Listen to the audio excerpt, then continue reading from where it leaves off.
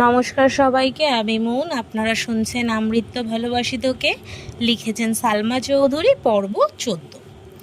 তানভীরের room থেকে খেয়ে আবির চলে গেছে নিজের রুমে। 1 মিনিটের মধ্যে মেঘও বের হয়ে গেছে। কোনো দিক না তাকিয়ে চলে গেল আবির ভাইয়ের রুমে। দরজার বাহির থেকে ধীর কণ্ঠে ডাকলো, আবির ভাই। কোনো সাড়া নেই। দ্বিতীয়বার একটু জোরে ডাকলো, আবির ভাই। আবির বলল, ভেতরে আয়। আবির আধশোয়া অবস্থায় ফোনে কি যেন করছে। ফ্যানের বাতাসে আবিরের চুলগুলো এলোমেলো উঠছে। মেঘ আবির ভাইয়ের পায়ের কাছে দাঁড়িয়ে চুপচাপ চেয়ে আছে, আবির ভাইয়ের হাতের পানে। আবির আকস্মাৎ বলে উঠল, কিছু বলবি?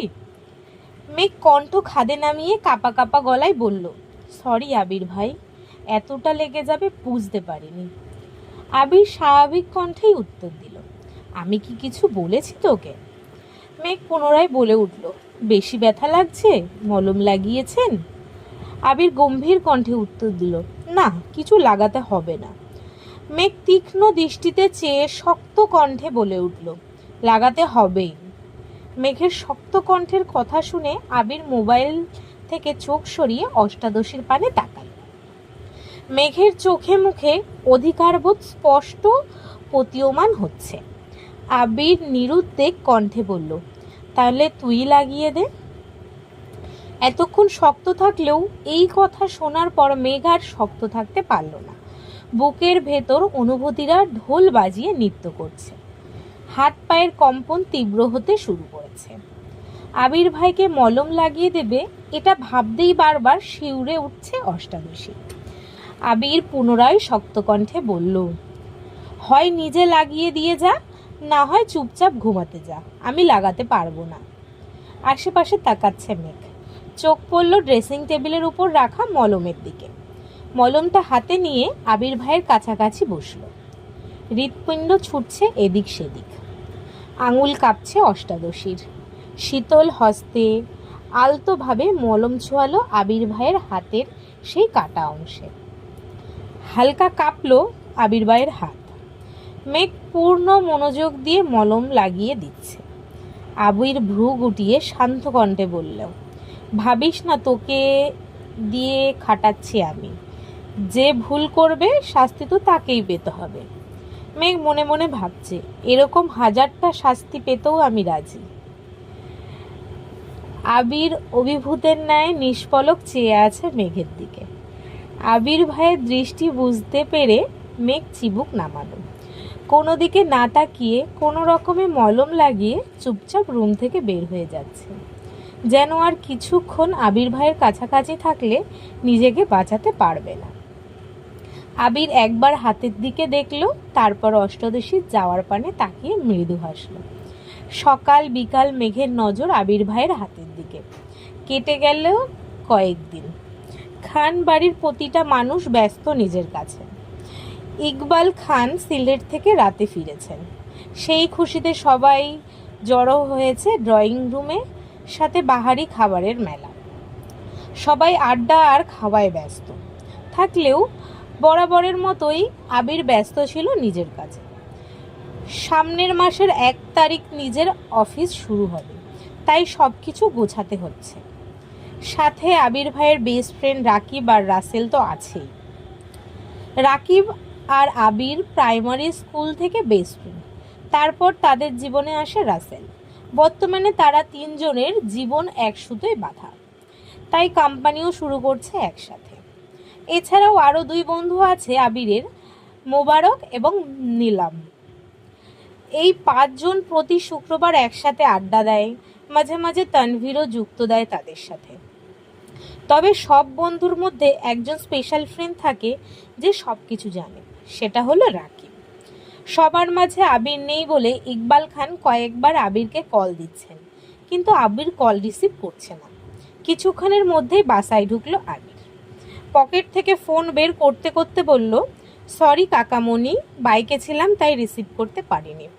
ইকবাল খান একগাল হেসে বললেন, সমস্যা নাই, আয় বস এসে। আবির ভাই আসতেই মেঘ সোফা থেকে উঠে দরজা দেয় আবির ভাইকে। সরি, এটা ভুল পড়ে ফেলেছি, আবার সংশোধন করে নিচ্ছি। আবির ভাই আসতেই মেঘ সোফা থেকে উঠে জায়গা দেয় আবির ভাইকে। আবির এসে মেঘের জায়গায় বসে স্বাভাবিক কণ্ঠে জিজ্ঞেস করে, কেমন আছো কাকামণি, কাজ ঠিকঠাক হয়েছে? ইকবাল খান হাসি মুখে উত্তর দিলেন, আলহামদুলিল্লাহ ভালো ছিল, সব ঠিকঠাক করে আসছি, আশা করি 2 মাসের মধ্যে আর সিলেটে পা দিতে হবে না। ইকবাল খান পুরোটাই মজার ছলেই বললেন, তোর কোম্পানি কবে ওপেন করবি, আমাদেরকে দাওয়াত দিবি না? আবির মলিন হেসে উত্তর দিল, ইনশাল্লাহ আগামী মাসের 1 তারিখ। তোমাদের সবার জন্য কার্ড রেডি করছি, খুব শীঘ্রই পেয়ে যাবে। ইকবাল খান অবাক চোখে তাকিয়ে বললেন, কার্ড? এত ভিআইপি আমি? আবির এবার সশব্দে হেসে উত্তর দিল, কার্ড স্পেশালি আব্বু আর চাচুর জন্য, তুমি একা মিস যাবে কেন, তাই তোমাকেও দিব। তারপর তারা দুজন ব্যস্ত হলো অফিসের আলোচনায়। এদিকে মেঘ বিমোহিত নয়নে আবির ভাইকে দেখছে আর ভাবছে, একটা মানুষ এত সুন্দর করে কিভাবে কথা বলে। আলী আহমেদ খান ও মোজাম্মেল খান হাজির হলো এই আড্ডায়, তাই মেঘ নিজের রুমে গিয়ে পড়তে বসেছে। শুক্রবার মানেই খান বাড়িতে হইচই শুরু হয়ে যায়। প্রতি শুক্রবারের মতো আজও বাড়িতে বেশ পদের রান্না করা হচ্ছে। মেঘ ঘুম থেকে উঠে নামাজ পড়ে ঘন্টা 2 পড়াশুনো করেছে। নিচে নেমে মিম আর আদির সাথে আড্ডা দিতে দিতে নাস্তাও করে এসেছে। কিন্তু আবির আর তানভীরের খবর নাই। তানভীরদের এমপি মনোনয়ন পাওয়ার পর থেকে তানভীরের ব্যস্ততা বেড়ে গেছে 3 গুণ। তানভীর ছোট থেকেই ভালো ছবি তুলতে পারে। রাজনীতি যেমন তার পছন্দ, তেমনি ছবি তোলাও তার পছন্দের একটা কাজ। এমপি যেই না শুনেছে তানভীর ভালো ছবি তুলতে পারে, সেই থেকে দায়িত্ব দিয়ে দিয়েছে তানভীরের উপর। মনোনয়ন পাওয়ার পর একটা নির্দিষ্ট তারিখ পর্যন্ত এমপির কোণে সমাবেশ করতে পারবে না। তাই এমপির পক্ষ থেকে সভাপতি, সহসভাপতি, সাধারণ সম্পাদক, যুগ্ম সম্পাদক থেকে শুরু করে প্রত্যেকে মিলে নির্দিষ্ট জায়গায় জনসমাবেশের আয়োজন করে এবং এমপি বাড়ি থেকে ভিডিও কনফারেন্স মাধ্যমে তাদের সঙ্গে কথা বলেন। এই টোটাল দায়িত্ব পড়ে গেছে তানভীরের উপর। সারাদিন শেষে বাকিদের থেকে ছবি সংগ্রহ, এডিটিং, ভিডিও ক্রিয়েট সকল দায়িত্ব তানভীরের। সব কাজ শেষ করে ফিরতে ফিরতে রাত 12টা-1টা বেজে যায়। মাঝে মাঝে সময় পেলে একটু আগে চলে আসে। পুরোটাই এখন এমপির মতামতের উপর নির্ভর। ইদানিং আবির 8-9টার মধ্যে বাড়িতে ফিরে আসে। সময় সুযোগ মিললে তানভীর বাসায় এসে খেয়ে আবিরের বাইক নিয়ে আবার বের হয়। রাত করে ফেরার কারণ সকালে উঠতে একটু দেরি হয়ে যায়। আজ যেহেতু শুক্রবার, তাই রিল্যাক্সে ঘুমাচ্ছে 2 ভাই। কিন্তু এদিকে মেঘ ছটফট করছে।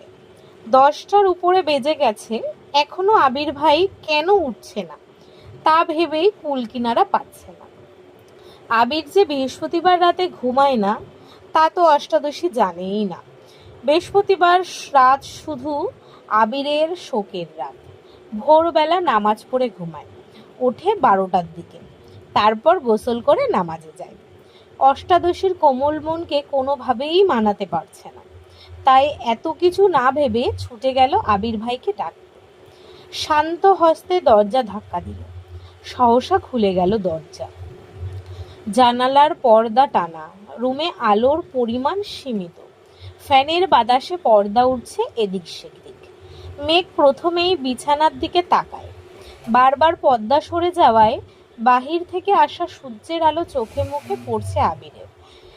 মেঘ আপাত মস্তক দেখল আবির গভীর ঘুমে মগ্ন, উন্মুক্ত শরীর, পেট পর্যন্ত পাতলা কাঁথা দিয়ে ঢাকা। চোখ সরালো মেঘ, দৃষ্টি পড়ল আবির ভাইয়ের তামাটে চেহারায়। কি অপরূপ সেই মুখমণ্ডল! সবাই ফর্সা ছেলেদের পেছনে ছোটে, আর মেঘ যেন এই তামাটে চেহারার গুরুগম্ভীর অনুভূতিহীন হিটলার স্বভাবের লোকটার প্রতি মাত্রাতিরিক্ত দুর্বল হয়ে যাচ্ছে। মেঘের হৃৎপিণ্ডের ছিটফিট শব্দ যেন জানান দিচ্ছে, সামনে আগলে তোর মৃত্যু নিশ্চিত, সামনে এগোলে তোর মৃত্যু নিশ্চিত। তবুও মেঘ পা টিপে টিপে এগোচ্ছে আবির ভাইয়ের কাছে, যেন নুপুরের শব্দ না হয়। আবির ভাইয়ের কাছাকাছি গিয়ে থামে। আবির অবসন্ন চেহারাটা গভীর মনোযোগ দিয়ে দেখছে। ঘুমন্ত অবস্থাতেও আবির ভাইয়ের সৌন্দর্য যেন একটুখানিও কমেনি, বরং তা বেড়ে গেছে বহুগুণ। গাল ভর্তি চাপদাড়ি, সামনের দিকে লম্বা চুলগুলো ফ্যানের বাতাসে বারবার কপালে এসে পড়ছে। মেঘের মনে হচ্ছে আবির ভাইয়ের থেকে সুদর্শন পুরুষ দ্বিতীয়টি নেই। মেঘের হৃৎপিণ্ড ছুটছে দিক বিদিক। নিঃশ্বাসের শব্দ জোরালো হলো। ফ্যানের নিচে দাঁড়িয়ে ঘামতে শুরু করেছে মেঘ। ভাবছে চলে যাবে, কিন্তু এই শোভিত পুরুষকে রেখে যেতে পারছে না। মেঘের ইচ্ছে করছে সারা জীবন এভাবেই আবির ভাইকে দেখতে। মেঘ দাঁড়িয়ে থাকার শক্তি পাচ্ছে না, তাই আবির ভাইয়ের পাশে বিছানাতেই বসে পড়েছে। আবির তখনও ঘুমের দেশে নিমজ্জিত। অষ্টাদশী অভিনিবিষ্টের ন্যায় চেয়ে আছে। সব বাধা পেরিয়ে দীর্ঘশ্বাস ছেড়ে মেঘ আস্তে করে ডাকলো, আবির ভাই। ঘুমন্ত আবিরের থেকে কোনো উত্তর আসেনি। মেঘের খুব ইচ্ছে করছে আবির ভাইকে ছুঁয়ে দিতে। মেঘ আরেকটু এগিয়ে আবিরের কাছাকাছি বসলো। কাপা কাপা হাত ছোঁয়ালো আবির ভাইয়ের গাল ভর্তি ছোট ছোট দাড়িতে। সঙ্গে সঙ্গে শিউরে উঠল সমস্ত শরীর। বোধ শক্তি হওয়ার পর জীবনে প্রথমবার মেঘ নিজের ইচ্ছেতে কোনো পুরুষকে ছুঁয়েছে। এই ছোঁয়ায় মিশে আছে ভালোবাসা, অন্যরকম অনুভূতি জাগিয়ে দিচ্ছে অষ্টাদশীর হৃদয়ে। সহসা আবির ডান হাত চেপে ধরল নিজের গালে রাখা অষ্টাদশীর হাত। মেঘের হাত কাঁপছে, দুনিয়া ঘুরছে, বক্ষে উথাল পাথাল ঢেউ। বরফের নয় জমে যাচ্ছে সম্পূর্ণ শরীর। আবির ঘুমের মধ্যেই মেঘের আঙুলের ভাঁজে আঙুল ডোবায়, গাল থেকে তুলে নিজের হাতের মুঠোয় নেয়। আবিরের হাতের মধ্যে মেঘের আঙুলগুলো কাঁপছে দেখে আবির আরেকটু শক্ত করে চেপে ধরল। মেঘ ভয়ে ভয়ে তাকিয়ে আবির ভাইয়ের মুখের দিকে। আবির তখনও চোখ বন্ধ করেই শুয়ে আছে। আকস্মাৎ আবির আধো ঘুমন্ত কণ্ঠে বলে উঠল, আমি ছুঁয়ে দিলে সামলাতে পারবি তো মেঘ?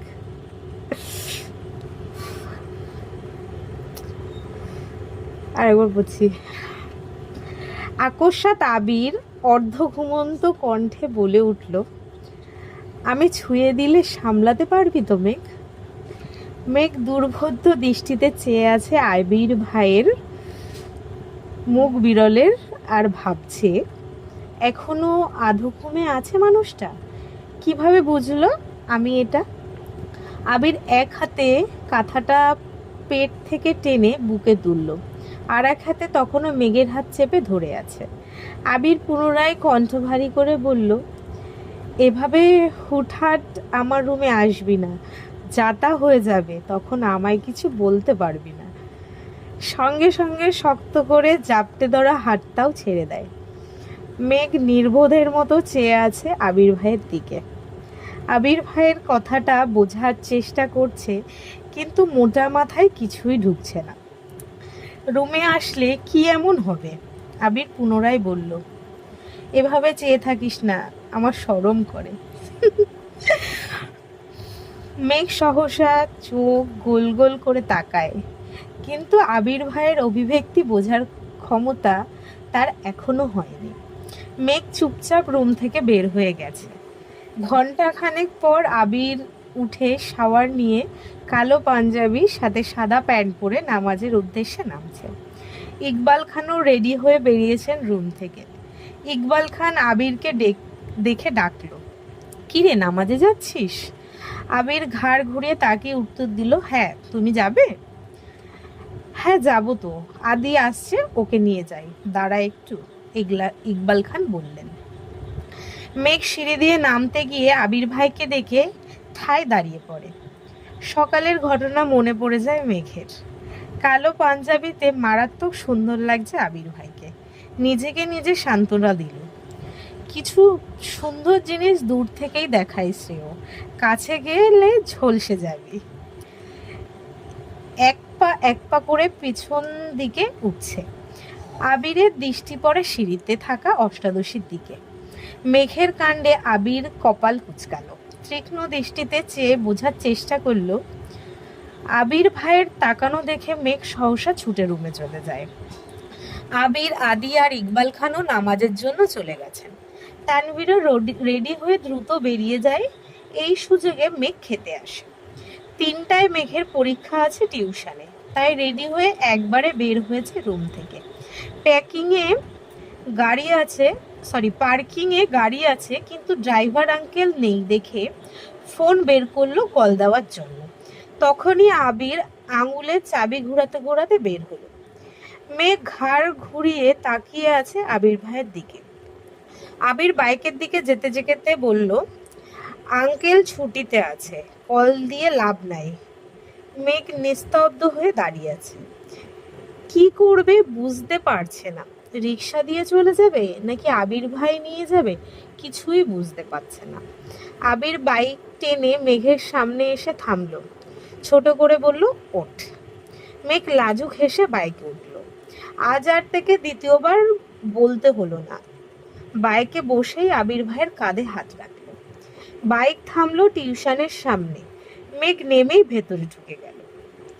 আসার পথে একটা কথাও বলেনি কেউ। কেই বা বলবে? মেঘ তো সকালের ঘটনা নিয়েই এখনো আপসেট, আর অন্যদিকে আবির তো স্বইচ্ছাতে কখনো কথাই বলে না। মেঘ ভিতরে ঢুকে বন্যার পাশে বসলো। দুই বান্ধবীর দুই একটা কথা বলতে বলতে আবির ঢুকলো ভিতরে। স্যারকে সালাম দিতেই স্যার তাকালো আবিরের দিকে। কয়েক মুহূর্ত পর স্যার বলে উঠলেন, তুই আবির না? আবির হাসি মুখে উত্তর দিল, জি। কেমন আছেন স্যার? স্যার হাসি মুখে উত্তর দিল, আলহামদুলিল্লাহ ভালো আছি। তোকে কত বছর পর দেখলাম, দেশে আসলি কবে? আবির বলল, 20-22 দিন হবে বাসায় এসছি। কেমন আছেন স্যার? আলহামদুলিল্লাহ সবাই ভালো আছে। মেঘি তো তোর বোন? জি স্যার, চাচাতো বোন, আবির উত্তর দিল। স্যার হাসি মুখে বললেন, ও তো পড়াশোনায় খুব ভালো, মনোযোগী, কিন্তু মাঝে মাঝে একটু ফাঁকি দেয়, তুই একটু নজর রাখিস। জি স্যার, আমি আসি তাহলে। আসসালামাইকুম স্যার। মেঘ আর বন্যায় এতক্ষণ অবাক চোখে তাকিয়ে আবির ভাই আর স্যারের কথোপকথন শুনছিল। এক বান্ধবী আরেক বান্ধবীর দিকে তাকাচ্ছে বারবার। এর মধ্যে স্যার পরীক্ষা শুরু করে দিয়েছেন। 1 ঘন্টা পরীক্ষা দিয়ে বের হলো দুই বান্ধবী। আবির ভাই রাস্তার পাশে বাইকে বসে ফোন চাপছিলেন। মেঘকে দেখেই বাইক থেকে নেমে দাঁড়ালেন। মেঘ বন্যার থেকে বিদায় নিয়ে আবির ভাইয়ের কাছে এসে প্রশ্ন করল, আপনি জাননি? আবির সব সময়ের মতো গম্ভীর কণ্ঠে উত্তর দিল, না। আবির পুনরায় স্বাভাবিক কণ্ঠে বলল, কিছু খাবি? মেঘ মাথা দিয়ে হ্যাঁ সূচক মাথা নাড়াল। আবির বলল, কি? মেঘ ভয়ে ভয়ে বলল, বকবেন না তো? আবির গুরুভার কণ্ঠে বলল, কি খাবি বল। মেঘ কণ্ঠ খাদে নামিয়ে বলল, ফুচকা। আবির সহসা বলল, ওঠ। বাইক স্টার্ট দিল, থামলো এসে একটা ফুচকার দোকানের সামনে। মেঘ নেমে সাইডে গিয়ে দাঁড়িয়েছে। আবির বাইক থেকে নেমে হেলমেট খুলতেই দূর থেকে রাকিব দৌড়ে এসে জাপটে ধরে আবিরকে। আকস্মিক ঘটনায় কিছুটা নড়ে ওঠে আবির। রাকিব ঠাট্টার স্বরে বলল, কিরে বন্ধু, এই জীবনও তো তোকে ফুচকার দোকানে দেখিনি, তা হঠাৎ এখানে কেন? সে আসবে নাকি? আবির চোখে ইশারা দিতেই রাকিবের চোখ পড়ে মেঘের দিকে। সঙ্গে সঙ্গে আবিরকে ছেড়ে কিছুটা দূরে গিয়ে দাঁড়ায়। রাকিব হাসি মুখে জিজ্ঞেস করে, কেমন আছে আপু। অ্যাকচুয়ালি এখানে ভাবি বলতে চেয়েছিল, ভা বলে থেমে গেছে, তারপর বলেছে সরি আপু। মেঘ আবির ভাইয়ের দিকে তাকিয়ে স্বাভাবিক কণ্ঠে উত্তর দিল, আলহামদুলিল্লাহ ভালো। আপনি কেমন আছেন? আলহামদুলিল্লাহ ভালো। আমি রাকিব, তোমার আবির ভাইয়ের ছোটবেলার বেস্ট ফ্রেন্ড। তুমি মেঘ, তাই তো? মেঘ উত্তর দিল, জি। ফুচকা খেতে এসেছো? প্রশ্ন করলো রাকিব ভাইয়া। মেঘ পুনরায় ছোট করে বলল, জি। রাকিব এবার হাসি মুখে বলল, আজ আমার পক্ষ থেকে তোমার তোমার জন্য ফুচকা ডিট, আনলিমিটেড ফুচকা খেতে পারো। মেঘ কিছু বলার আগেই আবির রাগান্বিত কণ্ঠে বলল, তোর ট্রিট দিতে হবে না, আনলিমিটেড ফুচকা খাওয়ানোর ক্ষমতা আমার আছে। রাকিব সশব্দে হেসে বলল, আরে বন্ধু, রাগ করছিস কেন? তুই তো খাওয়াবি সারা। এইটুকুনি বলে থেমে গেছে। যাই হোক, সারা জীবন বলতে চেয়েছিল। এতটুকু বলতেই আবির রাকিবের মুখ চেপে ধরে, রাগে ফুঁসতে ফুঁসতে বলে, নিজের কাজে যা, আমারটা আমাকে বুঝে নিতে দে। রাকিব কিছুটা আহত হলো। মেঘের থেকে বিদায় নিয়ে যাওয়ার সময় আবিরের দিকে তাকে বলল, সন্ধ্যার পর চলে আসিস। আবির সহসা বলে উঠল, ঠিক আছে। আজকের পর্ব এই অবধি। আশা করছি সবার ভালো লাগছে পর্বগুলো, আরও রোমান্টিক পর্ব আসতে চলেছে। বুঝতেই পাচ্ছেন আমি পড়ছি, তো যখন রোমান্টিক কথাগুলো বা এগুলো আসছে তখন আমার মধ্যেও একটা অনুভূতি কাজ করছে, ওর জন্য আমিও একটু থেমে যাচ্ছি বা রিয়াকশান দিচ্ছি বা হেসে উঠছি। তো এগুলোতে কিছু মাইন্ড করবেন না, একটু অ্যাডজাস্ট করে নিন। আজ আসছি, সবার যদি ভালো লাগে সবাই লাইক কমেন্ট শেয়ার করবেন, সাবস্ক্রাইব করে দেবেন চ্যানেলটাকে, আর আরও ভিডিও পেতে পেজটাকে ফলো রাখবেন। আজকে আসছি, ধন্যবাদ সবাইকে।